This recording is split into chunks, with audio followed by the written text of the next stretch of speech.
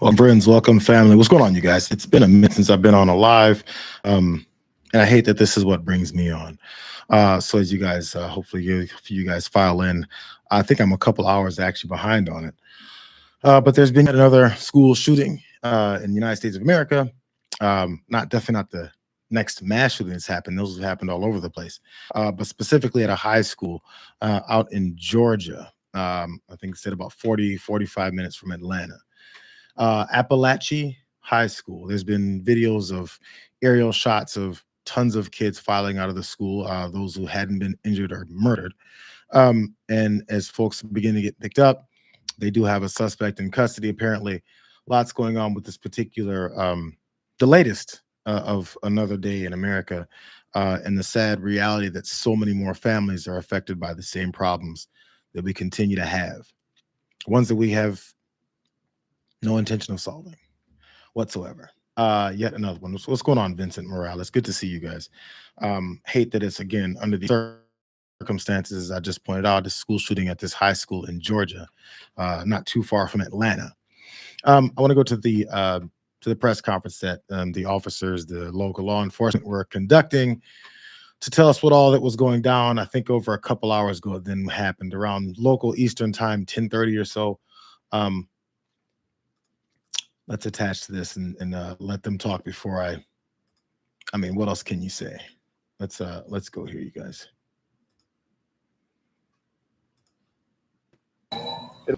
Obviously, thing today at about 9:30 this morning, we received the first call that there was an active shooter in this on this campus. We're not releasing any information as far as injuries, but we have multiple injuries. This investigation is very early, and I have asked the assistance of the GBI and the agencies here behind me today, and there are multiple agencies that responded this morning to help us and help the sheriff's office. We do have a suspect in custody, and we are asking for your patience as the media to please let us get the facts that we need to make sure we get this right. Again, I've asked the GBI to help us, the sheriff's office, to help answer questions after this is over with. But I wanted to give you the respect and our community respect to let them know what was going on initially. We're in the process of reunifying our students with their parents. Obviously, that's chaotic, but we want to be respectful of them and their privacy as well. I want to thank the state, the federal agencies, the local agencies that showed up today. As you can see, the multiple EMS and fire from other agencies that responded today. Again, I ask that you lift up Bexar County Schools, lift up Appalachia, lift up our agencies. This is going to take multiple days for us to get answers as to what happened and why this happened.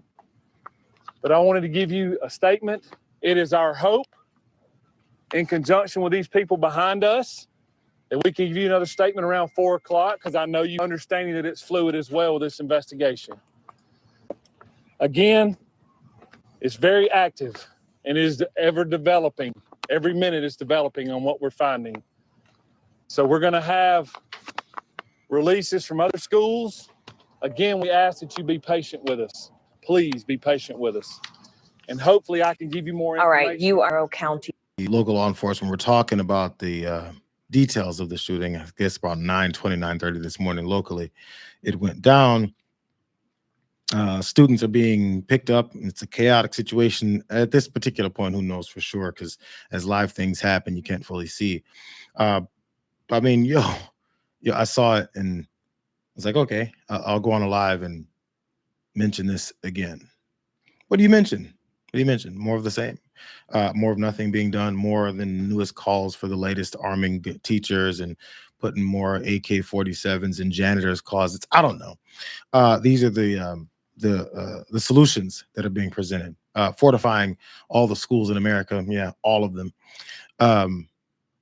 Plexiglass, bulletproof vests and backpacks, movable doors and walls within classrooms, because many teachers already have their issues getting, Kleenex and papers and pencil supplies in their classes.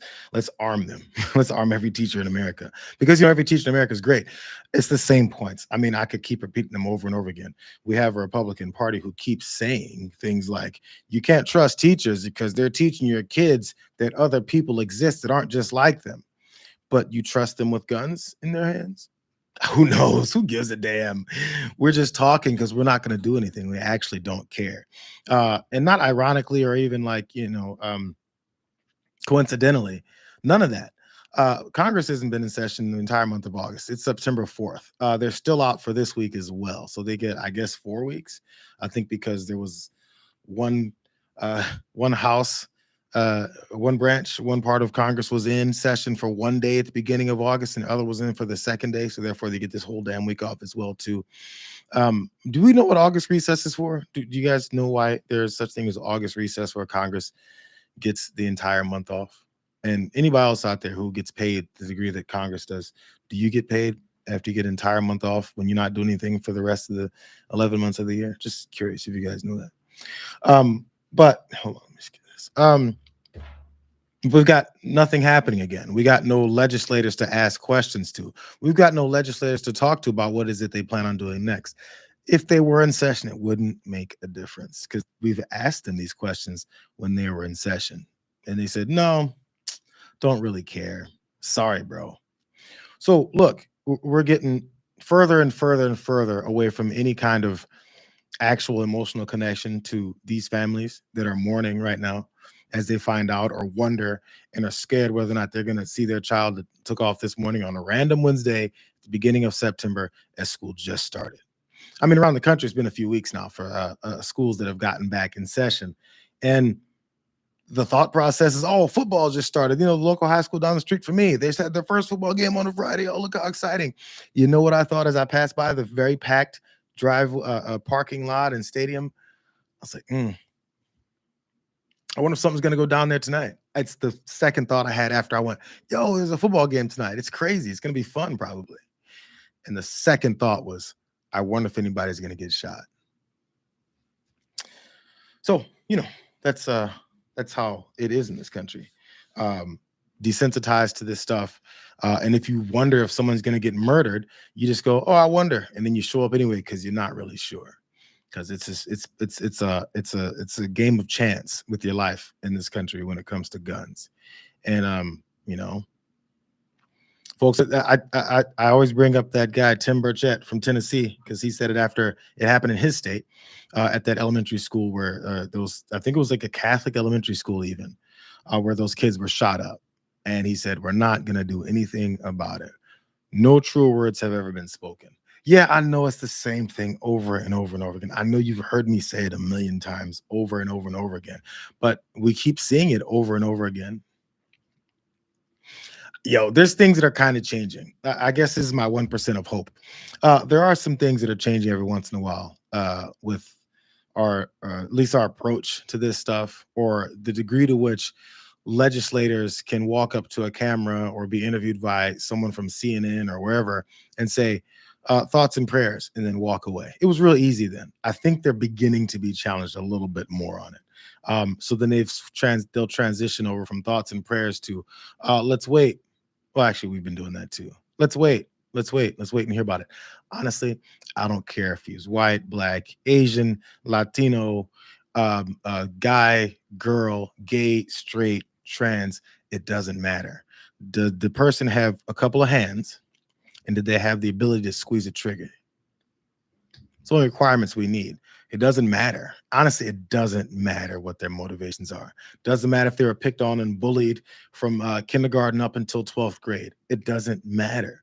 Doesn't matter if it's some angry, disgruntled former employee that got fired.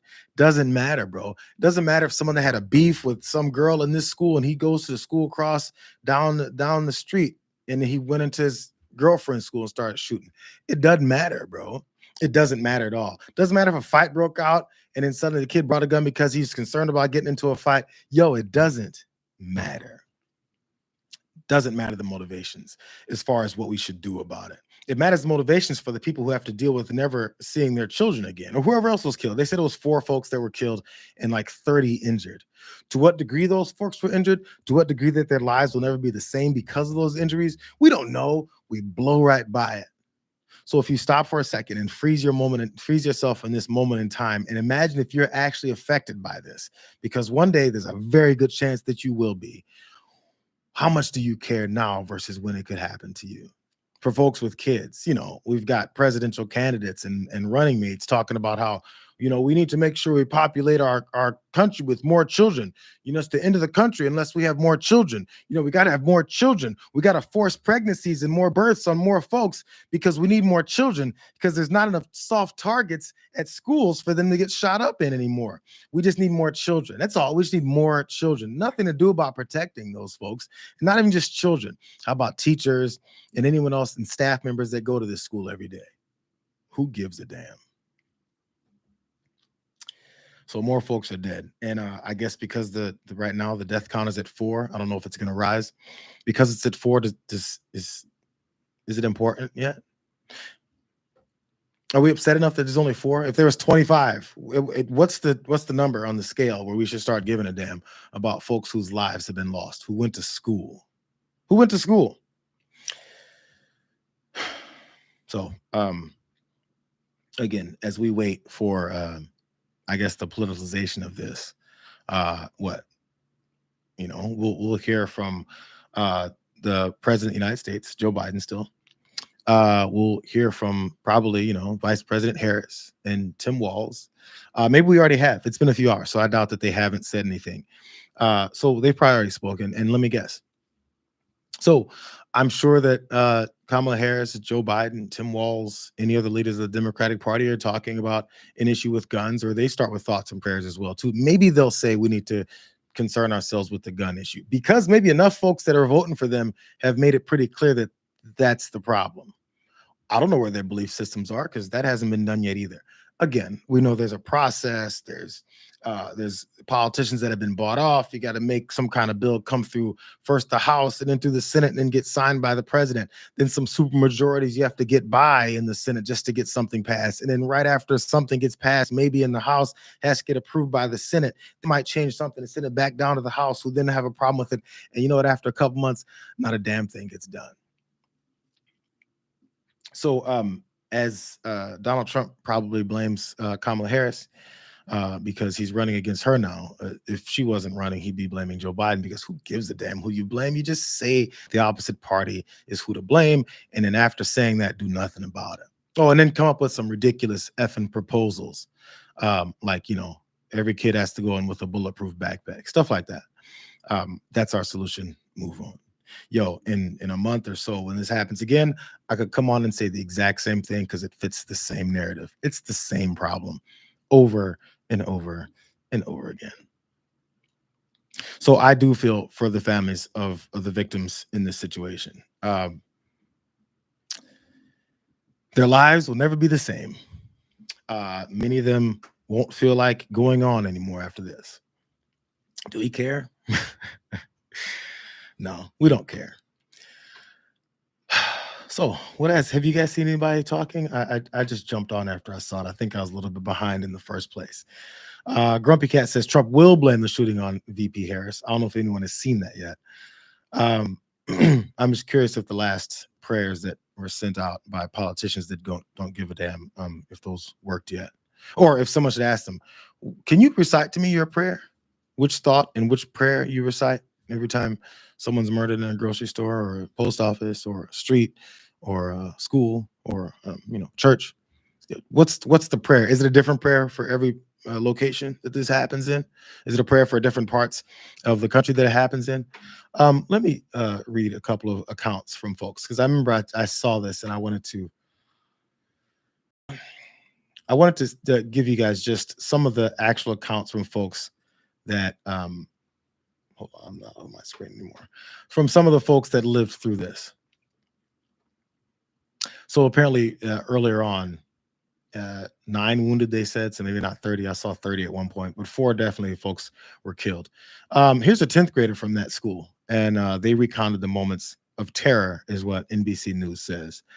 Miguel Eduardo Perici Orta, he's a 10th grader. He recounted the terrifying moments surrounding that shooting. He told local news reporters that he heard a repeated banging followed by a loud boom. He said, I was shaking, scared. I couldn't communicate with my phone for a half an hour and didn't know what was going to happen. Once the police let students out of their classrooms, Miguel described seeing gunpowder and blood on the ground. He said, I saw like a huge puddle of blood in the classroom, and it like dropped my stomach. It was heartbreaking to see it. Miguel expressed feeling upset and disappointed over this whole thing. And he said, if something like this can happen here, when you think it's a normal day, it can happen anywhere. And that's what really hurts, he said.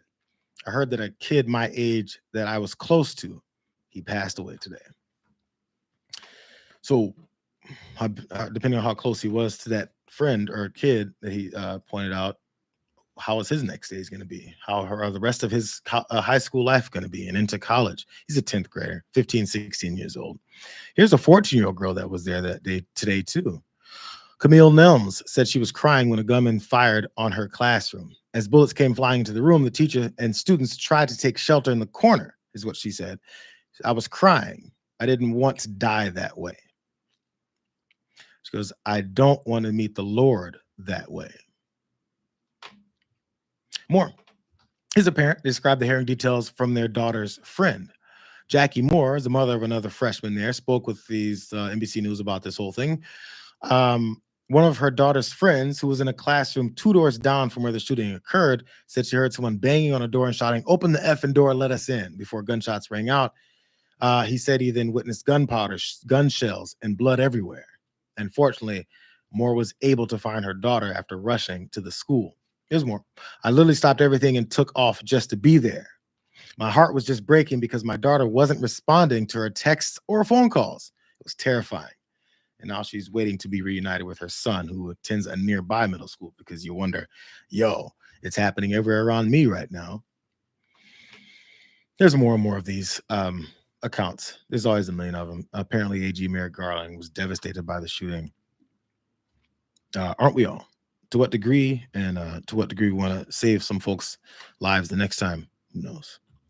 But like I've always said before as well, these folks have passed away, tragically been murdered. And if the response is, we got to fortify that school, we got to put guns in those teachers' hands, you're late. It already happened, number one. So you're planning to fortify and put more bars around schools, or I guess bulletproof glass at every window and all that. It's too late for this particular school. I guess maybe I'll go down the street to the next one, maybe the other million schools in the country, and do that. Even though we have absolutely no intention of funding schools at all, because that's a policy platform. You want to completely defund schools. So how does that work? Gives a damn. Nobody cares. You're just talking out of our ass. No one cares about what it is that's going on. No one cares that these folks lost their lives. No one cares that their families are going to be devastated the rest of their lives. So again, what's the point of saying it? What's the point of pointing out that our government doesn't care? What's the point of pointing out that our politicians literally have so many better things to think about except for this? Who cares? What a Wednesday. What a day to be in America.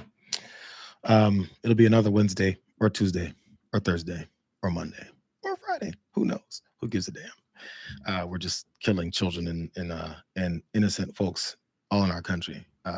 Because we have to rise up against the government one day. We need to have a shed full of AK-47s and hand grenades and anything else you can come up with, because you might need to rise up against the government one day. Or you may not make it because after your little Johnny finds the AK-47 or has been scheming on pulling that AK-47 out of your gun shed and going and shooting up his school, there's no more fighting against the government with your guns. So there's that. And by the way, I want to make this part clear too. The only reason this is a political discussion and not a societal discussion is because politicians are the gatekeepers to whether or not society looks at this a certain way, or that there's laws passed for our society to follow that may prevent things like this.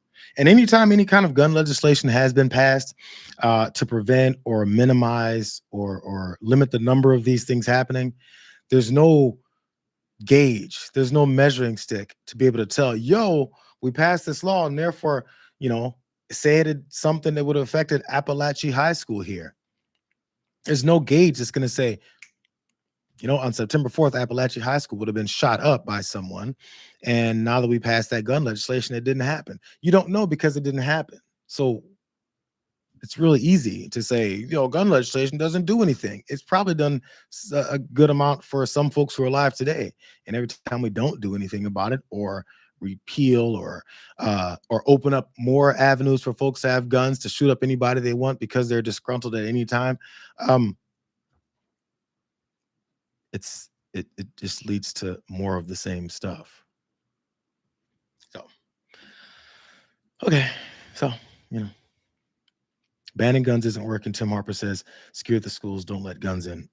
It's an impossible task considering the millions of guns that are flowing around in the country.